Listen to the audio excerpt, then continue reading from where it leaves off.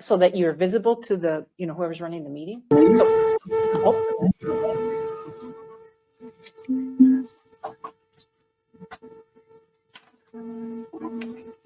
Chad, can I have you mute?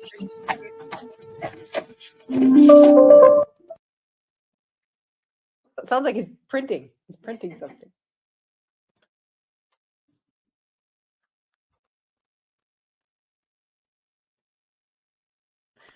So should I go ahead and start? Wait for Heidi to come back? No, Heidi's good. So when Okay. So to be respectful, and because this is a short meeting, it is 1 o'clock, so I'd like to call us to order. I think we're going to start with introductions, and I would like to do it and poll to see what commissioners are on Ring Central at this point. So I'm here in the room, Chris Meyer, District 1 County Commissioner. I can see Steve. Jacob, would you introduce yourself, please? Yeah, Steve Jacob, District 3 County Commissioner from Western Winona County. So, thanks. hi, So, everyone. thank you. So, Commissioner Olson, Commissioner Kavesi, or Commissioner Ward, are you on the call? Commissioner Ward here. I'm on the call, just on the phone. Thank you. Terrific. I'm glad that you made it, Marcia.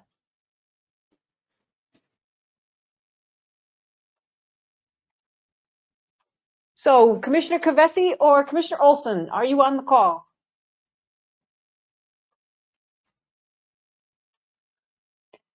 If not, maybe we can then, should we start with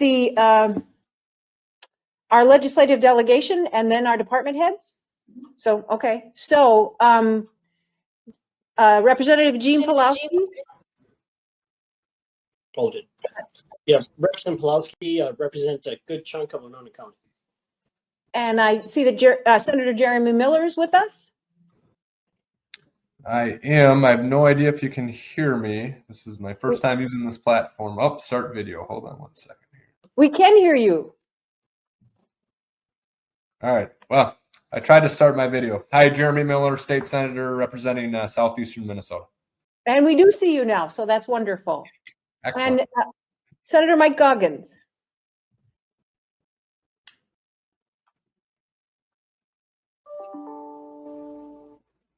Oh, maybe Senator Goggins hasn't joined us yet.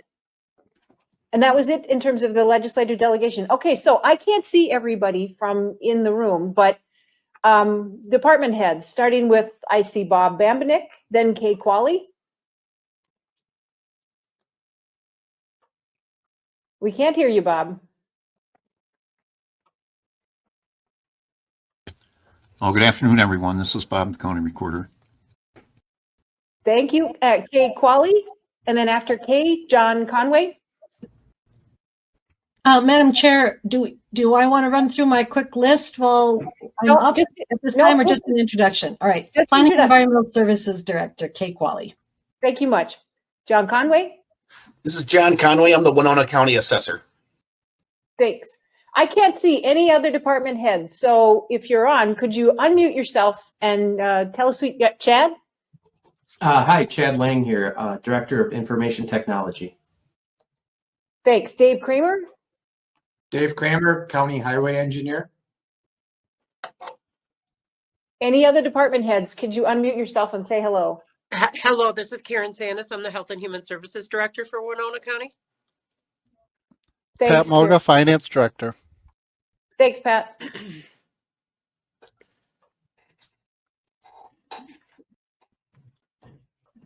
Okay, not hearing anybody else. Administrator Holte? Hey everyone, Maureen Holte. I am interim county administrator.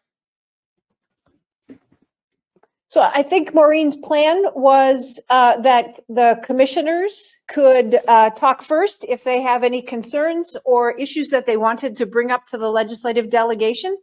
Commissioner Jacob, do you want to start? Well, sure. Thank you. Just a couple of quick pieces. Of course, I'm still concerned about this road surface up here, Highway 74 in my district, where the state removed a surface from a state highway and turned that back to crushed rock. So the county board has done a resolution on that. We've moved that forward to MnDOT, and I certainly hope that the elected officials that need to see that have seen it. I'll be working with township boards moving forward on that to generate more resolutions. Also, I'm concerned about that we received a grant application from MPCA that contained vaccine mandates. And if we wanted to accept that grant, we had to agree to mandating that the people participating in that grant would need to be vaccinated. So I didn't know how the state had authorized that. And our county decided that through Karen Sonneman's office, our county attorney's office, that it didn't appear as though those should be coming at this point with vaccine mandates included. And so we tabled it, and then the MPCA used the One Watershed, One Plan to just kind of simply go around Winona County and get Wabasha County to authorize the testing that they wanted to do in Winona County. So that's been a concern of mine too, is that One Watershed, One Plan seems to be a whole new level of government that can act on its own and largely, in my view, work outside of the elected process. So those are a couple of concerns. Of course, the ongoing issues of unfunded mandates and still the really huge amount of overlap in the amount of committees and boards looking at water. So you've heard me read that off before with more than 30 different organizations looking at water in Winona County. The redundancy is, it's inefficient for the taxpayer. We need to streamline that. So I don't know if you have any thoughts or concerns on those particular issues.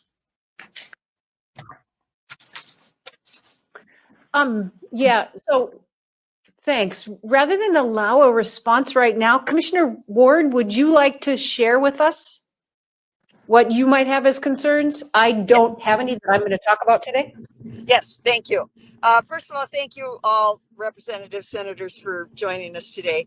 I'm glad to see our sales tax option for paying for our jail bond seems to be moving forward, and that will be hopefully greatly appreciated. We'll have to do the referendum to the people and everything, but that should be very helpful.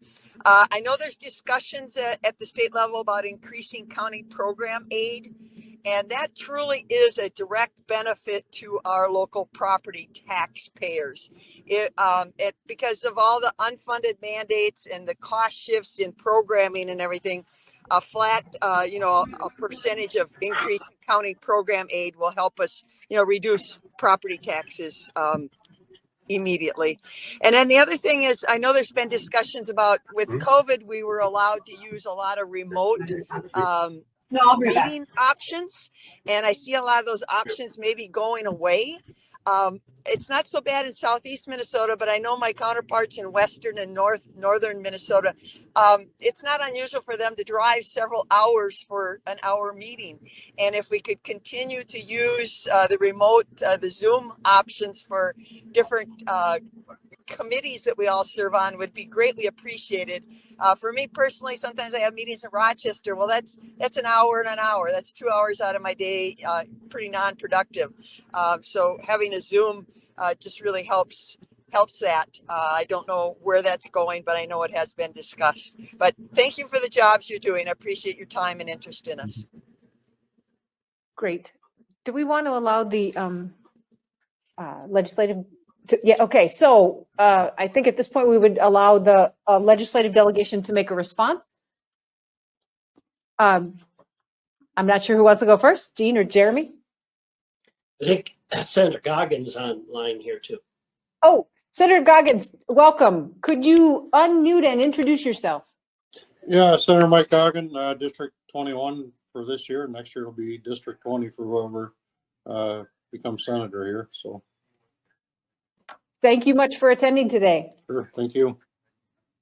So Commissioner Jacobs and Commissioner Jacob and Commissioner Ward have expressed some concerns. This would be an opportunity for the legislative delegation to respond to some of those concerns if they would like to.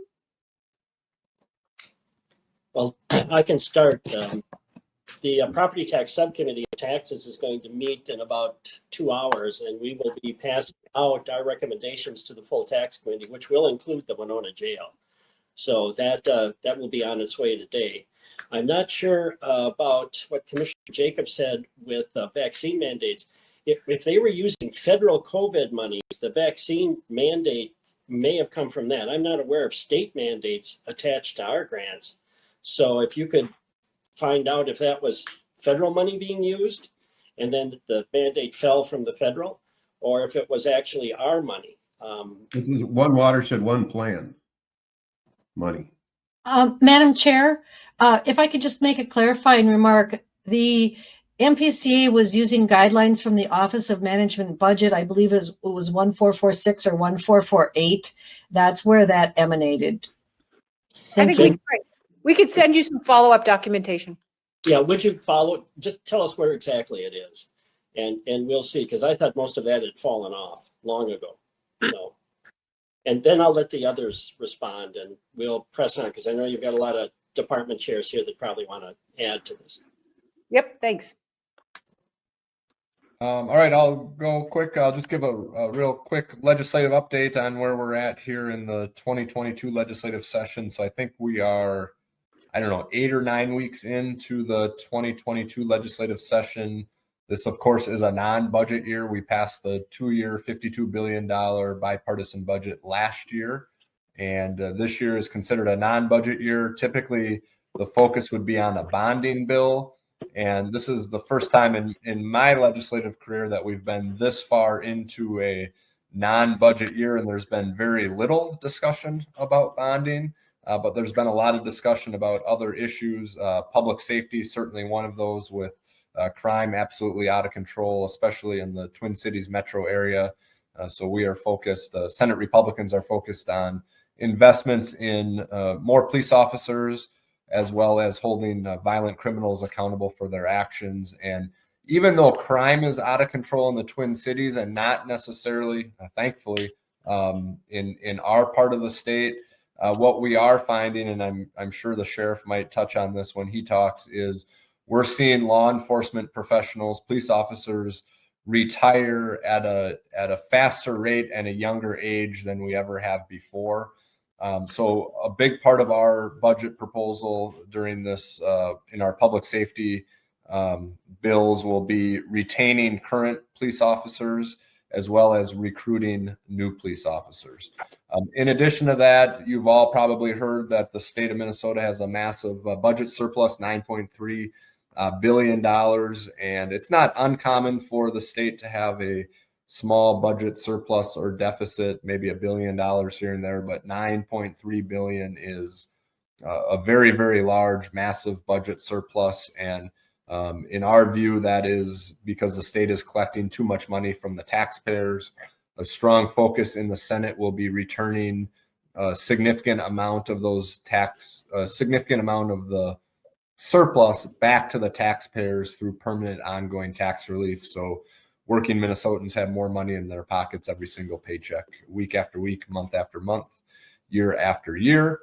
A couple other issues: the local option sales tax for the jail. Those bills will be heard in the Senate Tax Committee likely in the next couple of weeks.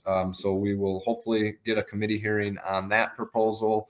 And then Commissioner Jacob on Highway 74. I actually heard this on Winona radio one morning on my way to the Twin Cities. I was leaving Winona and heard the issue with Highway 74, and I'd reached out to Commissioner Jacob to get some more details. And I've actually introduced a bill here in the Senate. I'm not sure, we have not had a hearing on it yet, but I did introduce a bill to provide that funding. If I remember correctly, it's around $500,000 to put that road back the same way that we did before with that same overlay. So we'll see if we get any progress on that, but I did introduce a bill to try to get that done this session. So with that, I think, the other issue is unemployment trust fund, which we've been hearing a lot about. The Senate, of course, passed this bill with strong bipartisan support on February 14th, however many weeks ago that was. and the Minnesota House of Representatives, not because of Representative Pawlowski's lack of support, because he's very supportive, but the Minnesota House has yet to take a vote on that bill. So we're still trying to work through that, as I know that affects a lot of small businesses and workers throughout the state of Minnesota, as well as nonprofits and others. So with that, I'll turn it over to Senator Goggin if he's got anything. Yeah, and along with that, we're looking at the repealing the Social Security income tax. That's long overdue.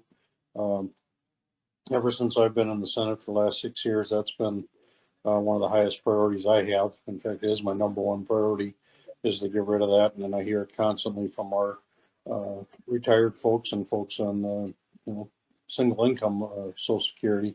And then to expand on the public safety, one thing we're experiencing in Red Wing and in other surrounding communities in the district is higher increase of the catalytic converters being stolen. So we need to do all we can to help our local law enforcement agencies have the tools and resources to stay after those folks that are stealing those from people's cars. And also we're seeing a lot of gas drive-offs increasing as there's an increase of gas cost. And that's what I'm hearing from people is, we got to figure out ways to get the money back in their pocket. And that's where people are all asking for reduction in their taxes ongoing, and whatever we can do in that area. That's what I'll be focusing on as well for the session. That's basically all I had in addition to what Senator Miller had. Thank you, Senator Goggins. So I'm thinking maybe we would go to department heads now. And did you have a particular order, Administrator Holte? There is an order. Do I have that paper? Yeah, it would be more about. Pardon me. Oh, thanks. So, Mr. Ganrud. Okay, so Ron Ganrud, are you on the call? Sheriff Ganrud, are you on the call? Well, I guess not. Go on to the next. So Dave Kramer, who's our The highway. sheriff is on. We just can't hear him. Oh, I can't see him from where I am. I can see him. He's throwing up his hands and frustrated with the electronics. Good afternoon, Dave Kramer, County Engineer. Just wanted to touch on one aspect, and I did put a one-pager together, and I'm not sure if senators and representatives, if you had a chance to look at that. Just to plug that transportation fund should be distributed by formula, not by lottery. Just some concerns with the local road improvement program, which has been in recent years funded with bonding. And then that's a competitive grant program, which is available to counties, cities, and townships. The difficulty with that is there's a huge amount of resources put into grant applications, and then the vast majority of the agencies end up getting nothing. In the 20 and 21 years, the legislature approved $80.5 million in LRIP, which is appreciated because we're always looking for transportation funding. However, out of that $80 million, $0 went to Winona County local road authorities. Even though there were a number of applications put in by the county, a couple small city, 3 township applications, we got nothing. By contrast, in 2021, the legislature approved $12 million of general funds that went to the town road account. That money gets directly apportioned to all of the townships, and every township in Winona County saw roughly a 50% increase in their town road allocation that they just got last month as a result of that. And they noticed that. So I guess my suggestion would be, and particularly since there's a substantial amount of budget surplus in that, as a legislature does a bonding bill, I understand, when there is cash available, some of that things get funded with cash instead of with bonding.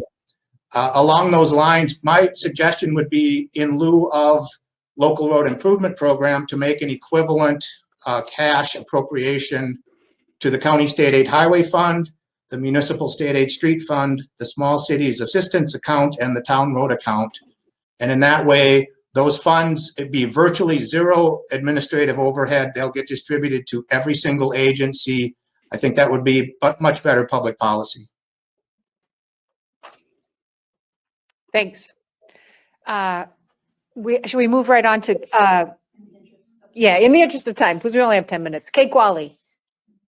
And after Kay would be Karen Sannis. Thank you, esteemed legislative representatives and the county board. I'm going to share this document with you and go through it very quickly.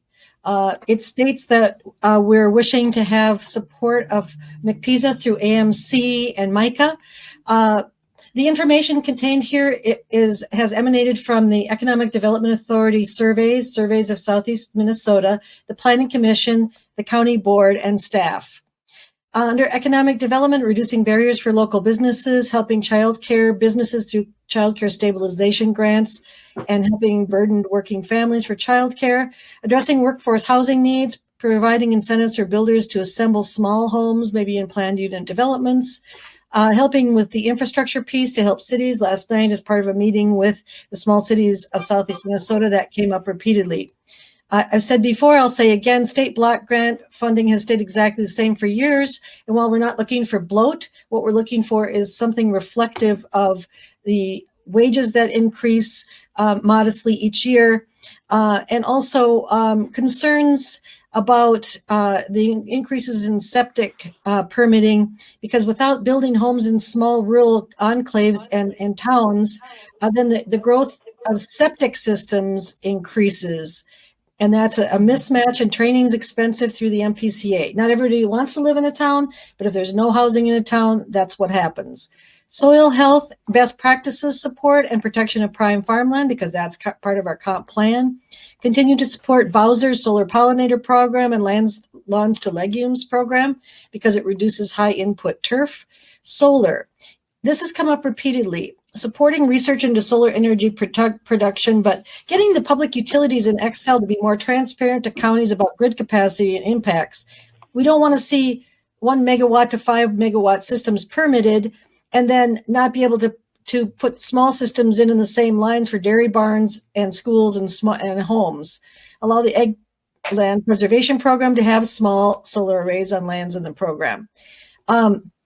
Pursuant to Commissioner Ward, change the rules about remote participation by some of the body's members between inclement weather and illness, distance, and also with a lot of participation in Southeast Minnesota activities taking place in Rochester or Owatonna. It's inefficient use of staff, my time, and my colleagues' time to be chasing, as Commissioner Ward discussed. Please support and pay for EV charging stations at county government centers. It's coming, and we need to reflect that. Please help in efforts to keep water on the land in funding programs that allow us to do that. And then in terms of solid waste, please support MICA and SWA solid waste legislation recommendations coming to you through AMC and MICA, such that SCORE funding actually goes to solid waste abatement. I know I'm talking fast. The document's available, and thank you so much for your time. And let me stop sharing here. Thanks, Kate. Is Ron Gandrud able to talk yet? Can we hear you yet? I went to the phone. How about now? That's awesome. Go ahead, Ron. Okay. Thank you for having me and listening. From the sheriff's office, I just want to point out that there was changes to the forfeiture law that took effect January 1st, 2022. And I'm hoping that there's not going to be any other talk of additional changes to the forfeiture law, like eliminating it or anything. The changes that took effect don't have a drastic effect on the sheriff's office, a little more on our task force that we're a part of. But yeah, the changes really don't change much for us for the operational things here for the sheriff's office. I would point out that for forfeitures, if somebody is considering eliminating those, we do count on that money that we get. It's not a lot, but it helps our budget. And the people that are having their vehicles forfeited for, say, DWIs, it's not the first time offender or even the second time offender. It's that repeat offender that we really want to keep off the road anyway. And right now the law says that potentially we can forfeit the vehicle unless there's an innocent owner defense. So the other thing I have would be the use of force statute that's been revised, a couple of years ago with all that's going on up in Minneapolis, and we're changing up. We had changed up already. We changed over to a different use of force program that more reflects the current statute, and I just hope that the statute's going to stay the way it is now. There's a bill right now out there for armor radio upgrades, and I just want to point out that our local volunteers really need that money to upgrade their radios. We all went to Armor a number of years ago, and those radios are becoming outdated. They need to replace those, and they can't afford it. And also there's this situation with our PSAPs, our dispatch centers. There's a study out there about them becoming essential instead of clerical staff, which would impact their retirement. And we're looking at, what kind of training they need in that. So I really support that too. I consider them essential. They're front line for us and everybody else across the state. They're susceptible to, all the stressors that the deputies and the police are going through every day too, taking that initial call and making sure in a professional manner they're dealing with difficult people, hard situations, and getting the help that's needed there in a timely manner. And then I would just say to Jeremy Miller too, yes, retirements are big within law enforcement right now. Winona PE's got 4 that are thinking of retiring this summer. Retaining people hasn't been a problem yet, but trying to hire people has been a problem for us. For instance, we're trying to hire our seasonal water patrol people. We typically get 10, 12 applicants, part-time seasonal employees. We had nobody apply the first time we posted it. Only 2 applied the second time we posted it, and we want 4. We've got 2 right now. I understand it's a part-time position, but it is usually a stepping stone for people to get into law enforcement. Some background in law enforcement and a little bit of experience goes a long way, and we're not seeing the people apply right now. So you're right, Senator Miller, that is going to be a problem, not just for the sheriff's office here, but law enforcement generally throughout the state. Thanks, Ron. Karen Sannis. Okay, we have 3 minutes left, and if there's time, Bob can talk too, but I'm not sure. We might have to send Bob's comments in writing. Okay. All right. Well, I'll talk fast then. Thank you, Karen. Yes. Good afternoon, members of the legislature, and thank you for taking time with us. The first position I wanted to talk about was the child crisis stabilization services that we have been working on. This assists us in Health and Human Services to provide community-based services for children that are experiencing a mental health crisis. What this legislation would do, it would develop a Medicaid benefit to be able to pay for child stabilization services. We have the Southeast Regional Treatment Center, CIRC, that has been developed in Rochester, and this facility would be able to access this Medicaid benefit if developed. The benefits to us here locally would be it would bring sustainable funding for our community-based services for crisis stabilization. It would reduce our ER usage for children entering into crisis stabilization. It would reduce the amount of children needing psychiatric placements, and then it would also reduce the use of the need for our local tax levy dollars. As of right now, these placements are currently paid 100% through tax levy. There is benefit benefit for adults that need crisis stabilization. So this would be something that could be easily mirrored and done and completed for us for the child level for CERC in Rochester. The second position I wanted to talk about was just the simplification and reduction in structural barriers for our cash programs. This is our MFIP, this is our general assistance, and this is our Minnesota supplemental assistance. What is currently happening is barriers we wanted to reduce are the need for monthly reporting for these programs. Minnesota is the only state in the United States that currently has these reporting requirements. It's an old and antiquated system. One of the benefits to us locally is that it would reduce the amount of individuals that are in crisis from falling off these programs. It would reduce the amount of paperwork required by families to produce, and then it would also reduce the amount of paperwork that is going to be required by our employees here at Winona County to process. It would be a huge benefit for our families that are experiencing these crises, or when we have job losses or unexplained disabilities or short-term disabilities, or in situations where, you know, health matters have come into play and individuals can no longer work. The third position I wanted to bring forward, and this is having to do with our home and community-based waivers, waivered service primarily with our home and community options. Cardinal is another facility or another home and community-based waivered service that would be impacted by this. These are the relief requested supports the direct support professionals that provide care and habilitation services directly to the individuals that have disabilities that live here in Winona County. We currently have 3 home and community-based waiver sites that have not renewed their licenses and have closed.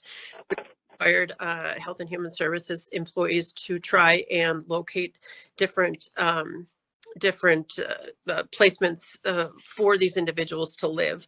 We have been notified that we have 3 to 5 more licenses that will be closing, and will be disrupting another potentially 10 individuals with disabilities into other homes.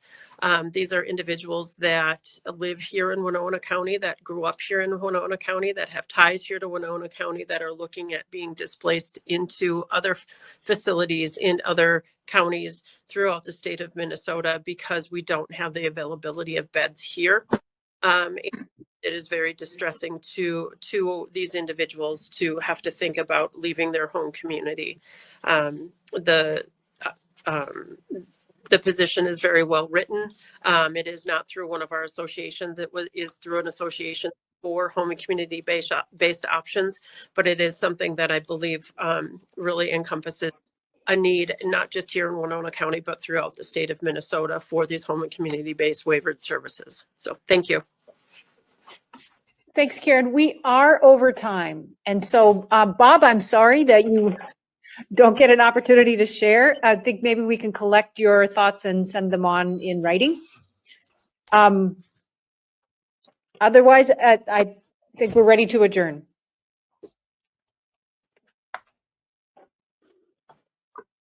Thank you.